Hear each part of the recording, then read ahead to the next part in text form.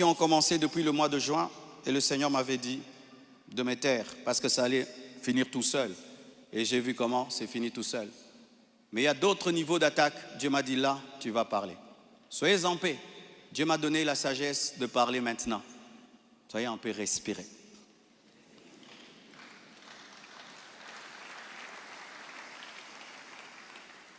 Désormais, lorsque j'aurai des choses très très importantes et pertinentes, j'écrirai et puis je lirai. Amen. Comme ça, je reste vraiment dans ce que je devais dire et ce que Dieu m'a demandé de dire. Shalom bien-aimé.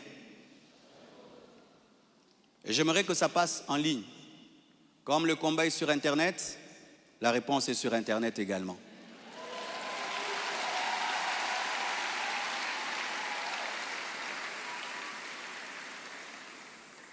Je n'avais pas l'intention de m'exprimer publiquement à ce sujet, mais voyant le plan manifeste de l'ennemi, de s'aimer la division et de tenter de déstabiliser la communauté CREFEM, j'ai été conduit à sortir de mon silence. Et cela se fait aujourd'hui dans toutes les extensions compassion dans le monde. Les pasteurs vont parler en résumé ce que je suis en train de dire ici, car les fidèles ont besoin de réponses. S'il ne s'agissait que de moi, j'aurais gardé le silence, car de telles choses me sont souvent arrivées. Mais puisque l'honneur de l'Église et la paix de plusieurs sont en jeu, je dois parler, car il y a un temps pour se taire, un temps pour parler.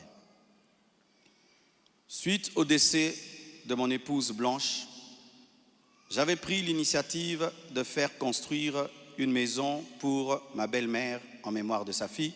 Et c'était ça le plan, d'ailleurs. Je ne sais pas s'il y a les photos. C'était ça le plan de cette maison R+1.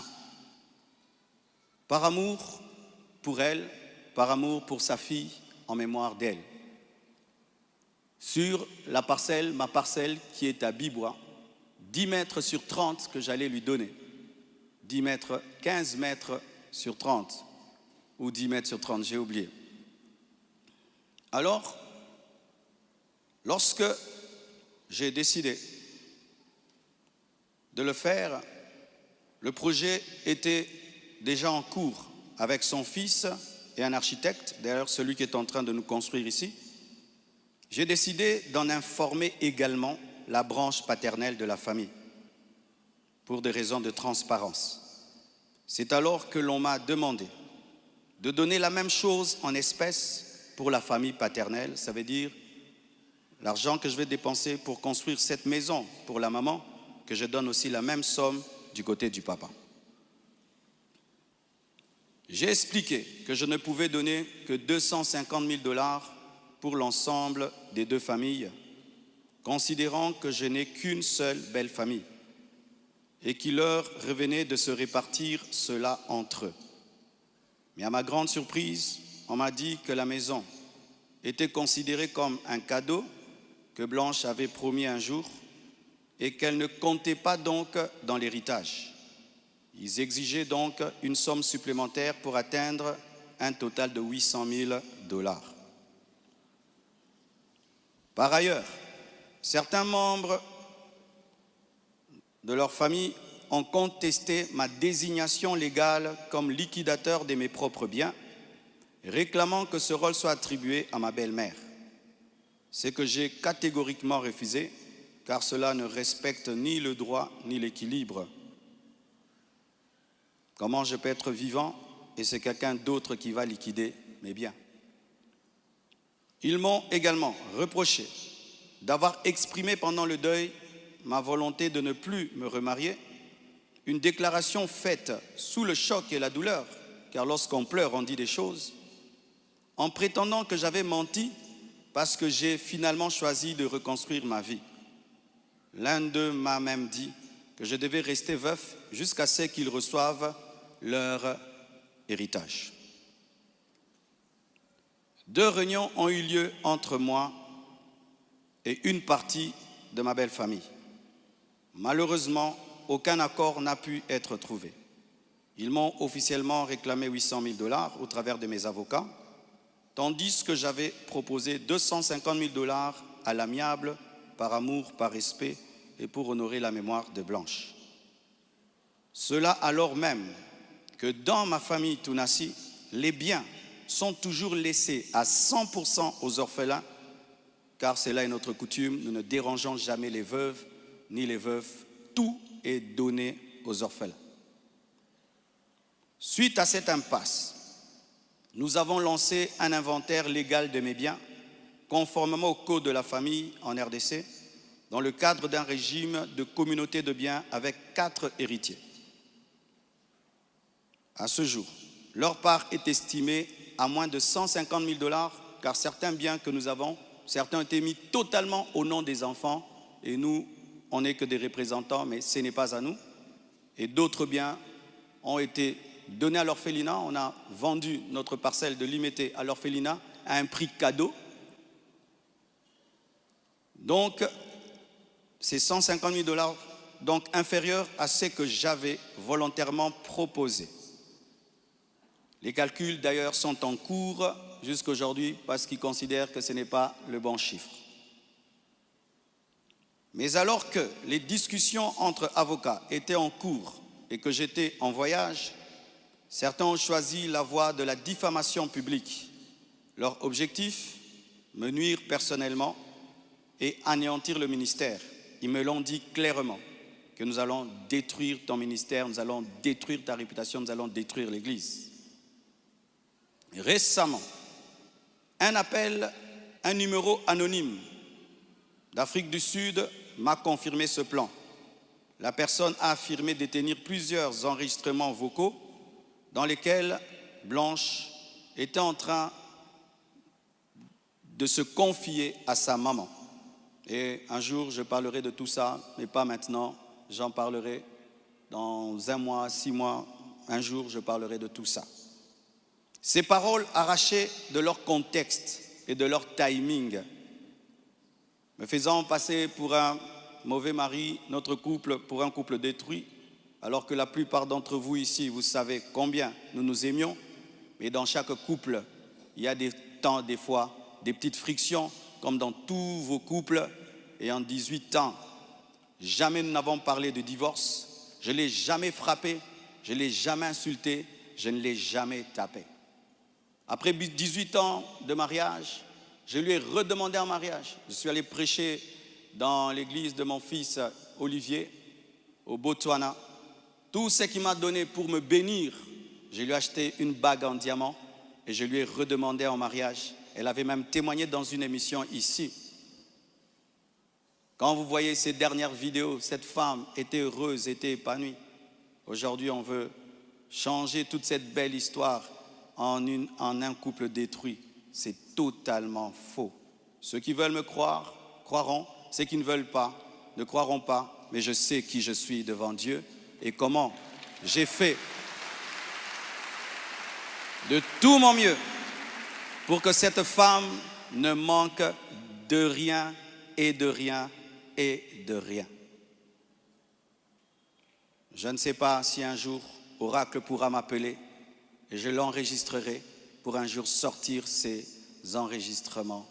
Des fois, je me pense être dans un film. Il m'a aussi été reproché faussement qu'Esther venait déjà à Kinshasa du vivant de Blanche, ce qui est faux. Vous pouvez aller à la DGM, c'est seulement le mercredi. Elle est venue quand? Mercredi qu'elle est venue. Et d'ailleurs, quand elle est arrivée à l'aéroport, la DGM devait l'amener parce que c'était sa première fois. Je l'ai rencontrée après le départ de Blanche au travers d'un ami. Avant cela, je ne la connaissais pas. On ne se connaissait pas. Et on dit que j'allais souvent au Canada plus de 10 fois. De toute ma vie, je suis allé au Canada que 2 fois, pendant que Blanche était vivante. Et après, j'ai voulu aller, je n'ai pas eu le visa. Ceux qui font mes démarches de visa du Canada sont là. Je ne suis même pas allé 3 fois au Canada dans ma vie. Et ce qui est pire, on dit que j'ai pris ces biens, ces sacs, c'est plutôt ces habits, j'ai mis dans des sacs poubelles pour donner à la belle famille. Est-ce que toi, tu gardes tes habits dans des sacs poubelles pour que moi j'ai des sacs poubelles à mettre des vêtements? On a mis ces habits dans des valises et dans des gros sacs parce qu'il y en avait beaucoup. Quand ils sont venus prendre les habits, ils ont cru qu'il y en aurait quelques-uns. Il n'y avait pas assez de place dans leur voiture. J'ai dû leur prêter même un bus pour amener les habits. Il y avait au moins 4 grandes valises et des grands sacs. Les sacs là qu'on utilise quand on a trop de vêtements. Mais ce ne sont pas des sacs poubelles. Plus de 6, si j'ai oublié. J'ai même la photo, je compte parce qu'il faut être précis. C'est ça, 4 valises et 1, 2, 3, 4, 5, 6 grands sacs. Et si certains doutent, je vais vous envoyer tout ça au président des départements. Vous aurez ces photos. Tout ça, pourquoi?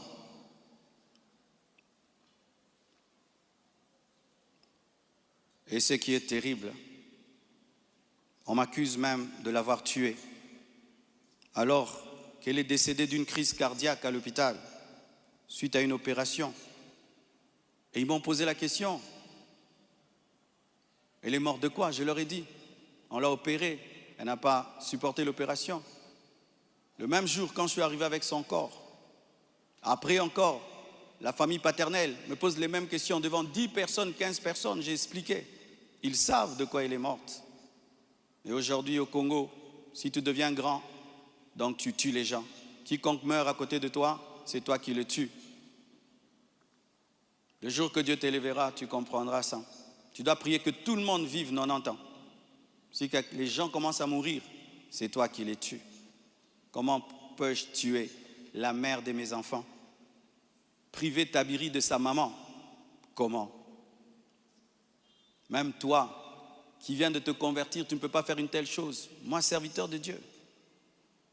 Elle est partie en Turquie samedi. Je l'ai suivie dimanche. On s'est rencontrés même avec papa à l'aéroport. Elle était déjà partie.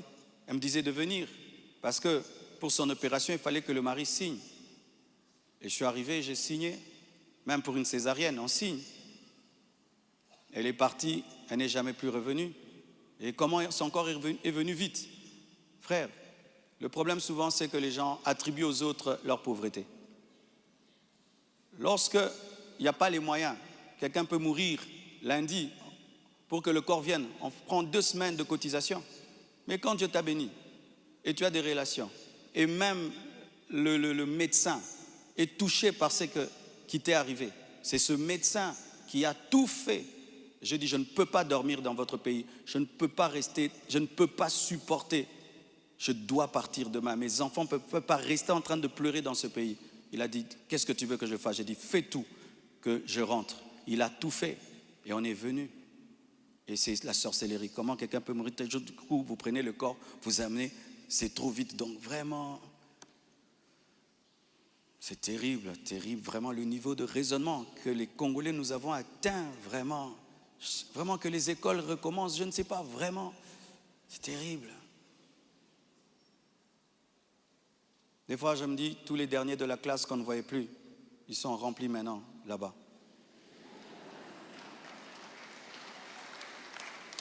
Et vous savez, le dernier de la classe, le professeur donne un cours de 2 heures du temps, et puis il a 1 sur 10. Le premier de la classe, il comprend, tu l'as 10 sur 10. Tu te dis, comment tu ne comprenais pas? C'est ça, maintenant, on a des cerveaux des derniers de la classe en RDC. Dis à ton voisin, même ce que tu es en train de comprendre, ce que le pasteur dit. Il faut vérifier, hein. Peut-être tu es un dernier de la classe à côté de toi.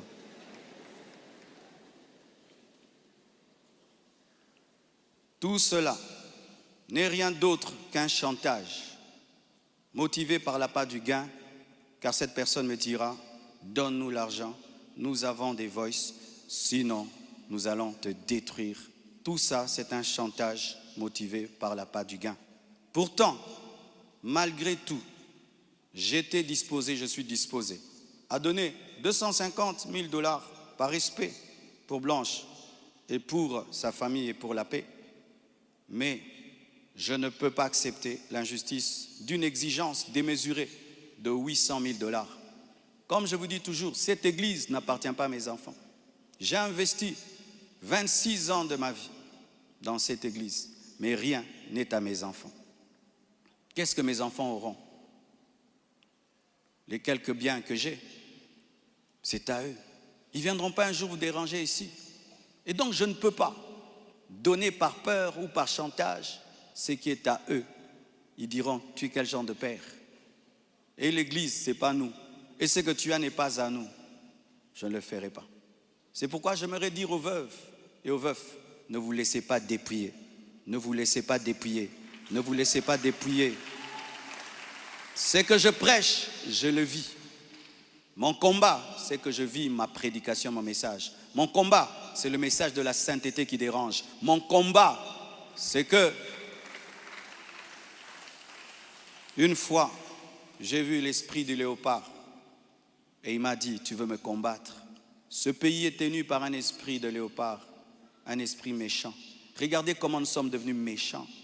Regardez comment nous sommes devenus méchants, mes frères. Cette méchanceté démoniaque satanique. Et quand j'ai vu cet esprit, vous avez vu tout ce qu'on a connu. C'est pourquoi, pour finir, je vous prie, ne cédez pas à la haine. Au-delà des personnes visibles, il y a un combat spirituel. C'est une attaque de l'esprit de léopard que Dieu m'avait déjà révélé. Un esprit rusé et violent qui cherche à abattre les hommes de Dieu et à ravager les familles. Bénissez ceux qui vous persécutent. Priez pour ceux qui vous calomnient. Matthieu 5, verset 44. Ce n'est pas le moment de combattre dans la chair. Restons enracinés dans la vérité, dans l'amour et dans la prière. Pour ceux qui souhaitent des informations juridiques fiables, je vous invite à contacter mes avocats, le maître Béladé et le maître Abed, qui sont des fils de la maison. Et sachez que toute chose concourt au bien de ceux qui aiment Dieu. Romains 8, verset 28. Et je rends grâce à Dieu pour toutes mes épreuves et tous mes combats. Je suis l'un des hommes de Dieu aujourd'hui les plus persécutés dans ma génération. Quand je regarde mes amis, mes pères, des fois je me dis, Satan vous a oublié ou quoi? Mais je rends grâce. Ça fait de nous une église 4x4. Les gens sont étonnés. Comment cette église n'est pas morte? D'ailleurs, ça grandit. On vous insulte, vous allez à l'église. Vous allez mercredi, vous allez vendredi. Venez 25 matins, une église 4x4. Car ce qui ne te tue pas te rend fort. Et avec Dieu, nous ferons des exploits. Alléluia! Ce message est l'avant-dernier que je ferai à ce sujet. Après le suivant, dans des mois, pas 25 matins, je vous laisse tranquille, les mêmes équilibres, profondeur. Après, une seule chose après. Et puis, on n'en parlera plus. Ceux qui voudront croire, croiront.